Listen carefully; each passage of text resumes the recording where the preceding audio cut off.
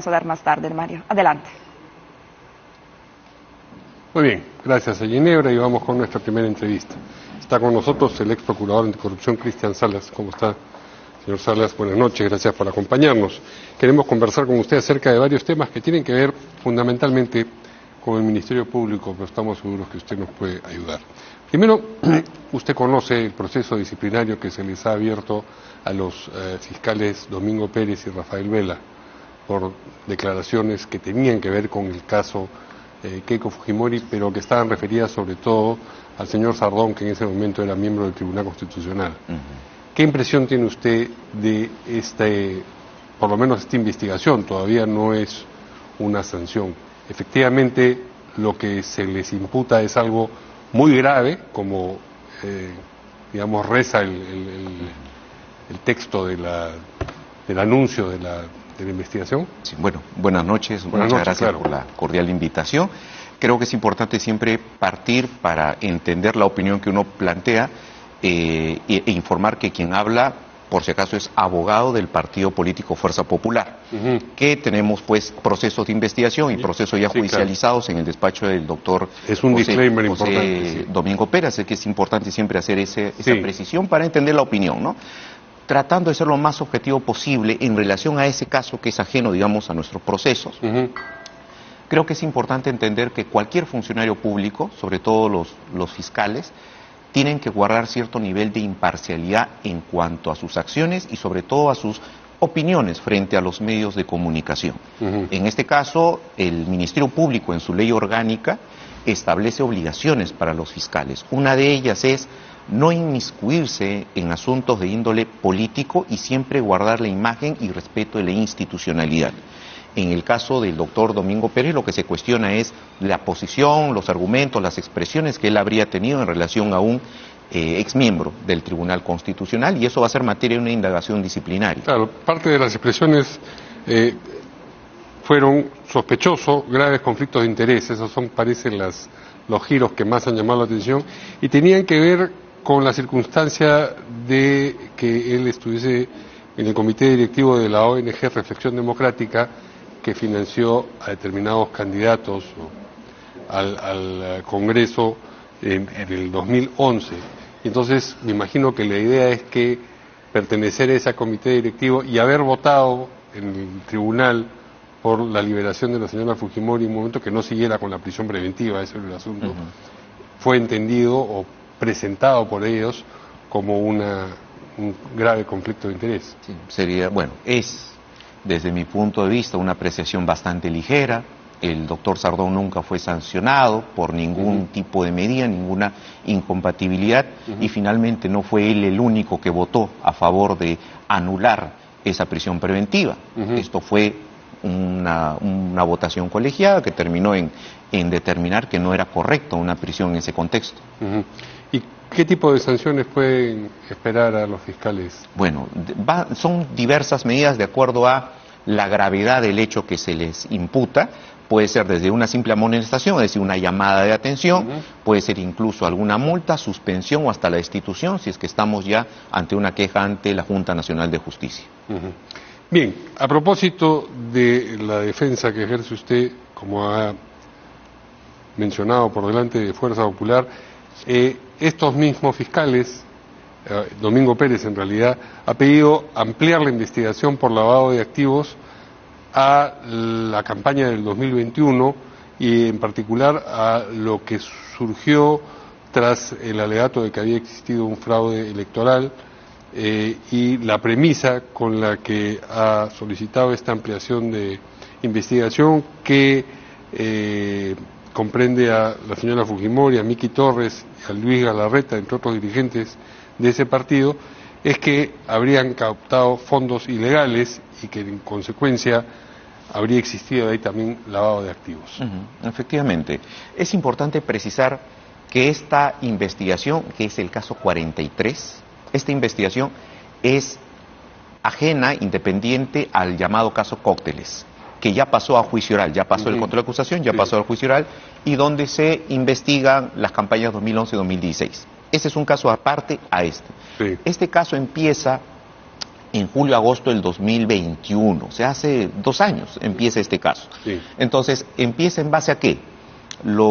En pleno contexto de cuestionamiento que se hacía respecto al supuesto fraude electoral, a las impugnaciones de las actas y demás, sí, los asesores legales del entonces Partido Perú Libre, entre ellos el señor Raúl Noblecilla, presentan un escrito al despacho del fiscal José Pérez, indicando que sospechan de que todo este movimiento que se está siendo financiado y que la organización criminal liderada por Keiko Fujimori seguiría lavando activos. Lo presentan. El doctor Domingo Pérez hace un informe y dice, yo voy a asumir este caso. Pero ahí es donde viene un primer cuestionamiento. Estamos hablando de hace 2 años. ¿Cuál fue el cuestionamiento? El equipo especial está creado con competencia exclusiva para conocer los casos de corrupción vinculados a Odebrecht. En este caso, ¿qué vinculación hay con Odebrecht? Ninguna. La única vinculación con el caso anterior es Keiko Fujimori, Fuerza Popular. Entonces, bajo ese argumento es que asume competencia y se desarrolla en 2 años esta investigación. Partiendo bajo esa premisa a la que luego se suma el famoso audio de Montesinos, se suma ahí, y en estos 2 años han declarado todos los aportantes de la campaña 2022. Todos han declarado, han reconocido sus aportes, es más, han justificado sus aportes. Han declarado los abogados que aportaron con su labor, con su servicio en la impugnación. Todos han declarado y han justificado su intervención. No se ha encontrado ninguna irregularidad, como puede ser en un caso de lavado de activos. Alguien ha negado su aporte, algún aportante fantasma, delito previo, alguna actividad ilícita que haya producido dinero que ha ingresado indebidamente. La OMPE nunca ha detectado ninguna irregularidad de carácter ilícito en toda esta campaña 2021.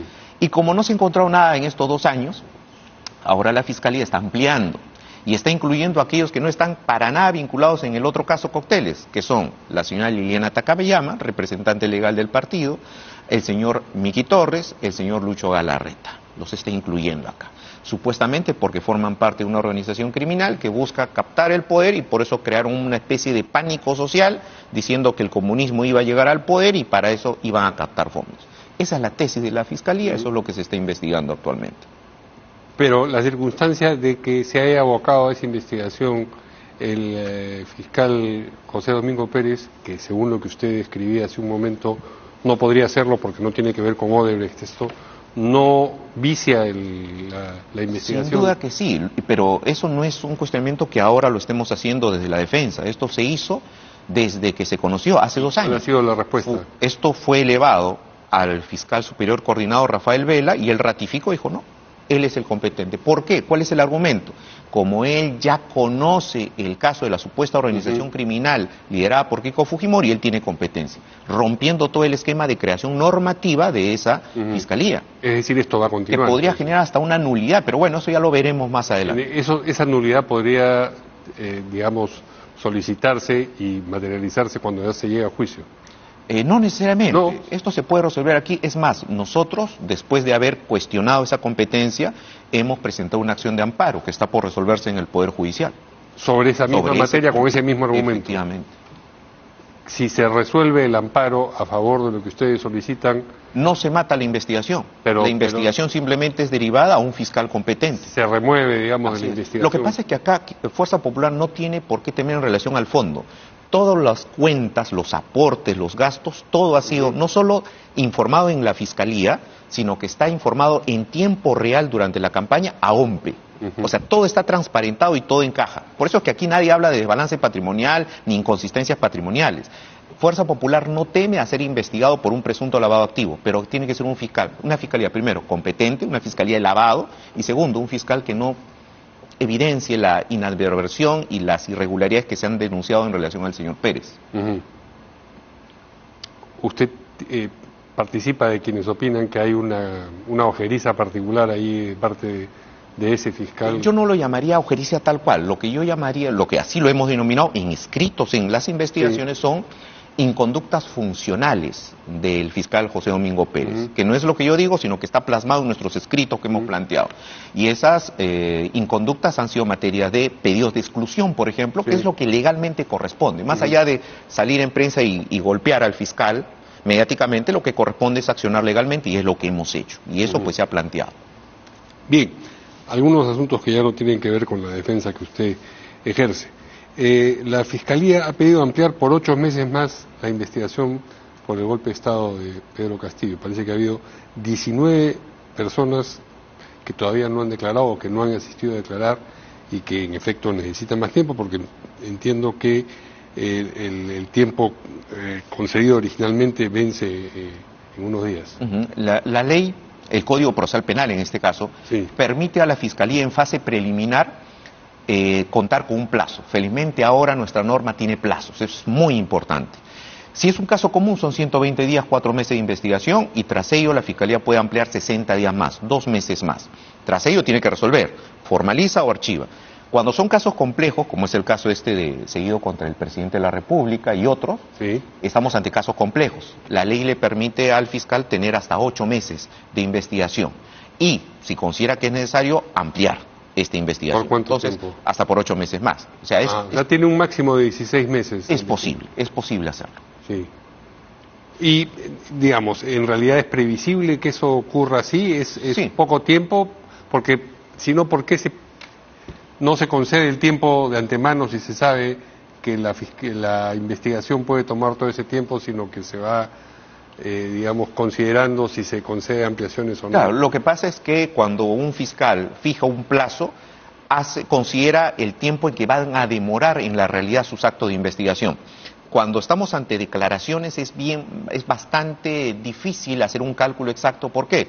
Porque puede ser que haya un paro, puede ser que haya una circunstancia imprevista que haga que ese ciudadano no pueda venir a declarar. Entonces, en este caso, la justificación que está dando la Fiscalía para ampliar es: estos señores sí fueron citados en su momento, pero no concurrieron. Vamos a volver a citarlos porque es indispensable sus declaraciones para decidir si archiva o si formaliza la investigación preparatoria.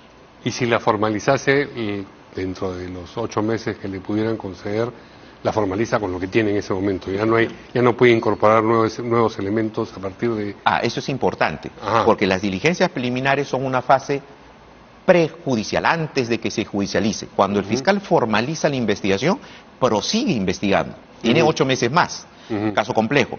Pero ahora investiga bajo el control, no dirección. El fiscal sigue dirigiendo la investigación, pero bajo el control judicial. Por eso es que vemos que cuando el fiscal formaliza, recién puede pedir prisiones preventivas. Sí. Entonces, ¿y esa prisión preventiva a quién se la pide? Al juez, porque ya hay un juez en la investigación. A eso se refiere. Okay. ¿Y qué es lo habitual? ¿Que se concedan en casos como este las ampliaciones que se solicitan? Sí, en tanto sean justificadas y sea el pedido de ampliación dentro del plazo legal. O sea, antes de que venza mi plazo original, yo como fiscal tengo que requerir la ampliación. Si lo hago vencido el plazo, me la van a rechazar. La norma es clara en ese sentido. Y entiendo que en este caso la Fiscalía, a portas de que venza su plazo, está pidiendo la ampliación. Así es. Bien, el otro asunto que queríamos conversar con ustedes, la posibilidad de que se derogue la ley de la suspensión de prescripción de delitos, que ya está aprobada, ya fue promulgada, ya está en vigor, porque si no, todo el problema en el que está el presidente del Congreso no existiría. Primero, ¿le pareció a usted una buena iniciativa la de establecer la modificación? Sí, sin duda. ¿Por qué? Por lo siguiente. Antes de esta modificación que el Congreso da, el Código de 1940, que rigió hasta antes de 2006, contemplaba la prescripción de la acción penal bajo el siguiente esquema. Va a prescribir la persecución de un delito cuando se computa el máximo de la pena. Si es un delito sancionado entre 4 y 10 años, 10. se cuenta 10 más la mitad, 5. 15. Y listo, y prescribió. Eso lo decía el código anterior, eso lo dice el Código Penal. Sí. Hasta ahora. Lo que pasa es que el nuevo Código Procesal Penal, que entra en vigencia desde 2006 progresivamente en el país, introduce una nueva figura y dice: después de que el fiscal desarrolla sus diligencias preliminares y el cómputo del plazo de la prescripción va avanzando, cuando el fiscal decide formalizar la investigación preparatoria, se suspende el cómputo de plazo. Perfecto. Pero ¿qué pasa? El Código se olvida decir por cuánto tiempo se suspende. Y la Corte Suprema, antes de esta modificatoria, la Corte Suprema dice: esa suspensión no puede ser indefinida. No se puede tener procesado a un ciudadano con la suspensión de su prescripción indefinida. Hay que regular eso. Y el Congreso hace esa regulación. Y dice, esa suspensión, lo razonable es que sea de un año. Y después de vencido ese año, prosigue el conteo del cómputo para la prescripción de la acción penal. O sea, es razonable lo que se ha planteado.